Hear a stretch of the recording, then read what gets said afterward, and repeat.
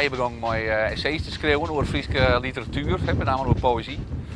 En daar ben ik een aantal jaren mee teruggegaan en dan op een stuit, ik heb nogal wat van dat soort stickers kneuren en dan begin je te zien van ja, zit daar wat is er geïnteresseerd eigenlijk in al die stikken. En daar heb ik eens goed naar jongen en toen heb ik er een tal nieuwe stikken bij schreeuwen om dat nog wat te beklammen. Nou ja, mijn geïnteresseerd is eigenlijk toch wel een beetje het probleem van de literatuur. Hè. Dat is altijd zit mooi een enorm verliezen.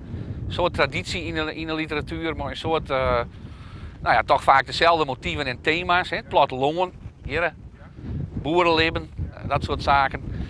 En aan de andere kant was ik vooruit, was ik de moderne verhaal meenemen. Dat was het vernijen, zat men aan site. En in de Friese literatuur is die roep om vernijing altijd heel sterk. Dat wordt een soort beroep, maar het gaat natuurlijk om expressie en om zinlitten en om mensen aan het denken te zetten. En dat kan lieke goed met traditionelere middelen of decors als met hele nieuwe zaken. Het belangrijkste doel van mijn boek is eigenlijk te garanderen dat die vrijheid ik bestaan blijft. En dat wij net, want er is natuurlijk ook wel een tendens die het zegt dat de moderne schreeuwer, die maakt hem eigenlijk maar wat vier houden van het landschap of van het dorp, of van de elementen die hij van oud kent. Dus daar leeuw ik dus net in. Ik denk dat je dat, als je daar een broek van maakt willen, dan mag je daar ook een broek van maken. Het landschap is de ruimte dat de dichter zijn thema's in ontsluit.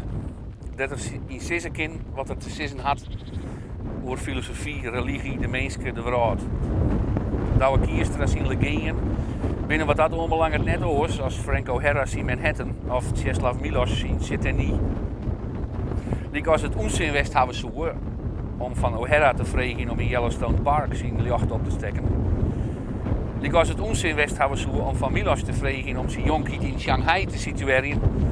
Zou wie het onzinnig en arrogant om de Friese poëzie met een gebierend docist achter de kolenstukken bijscoren te houden.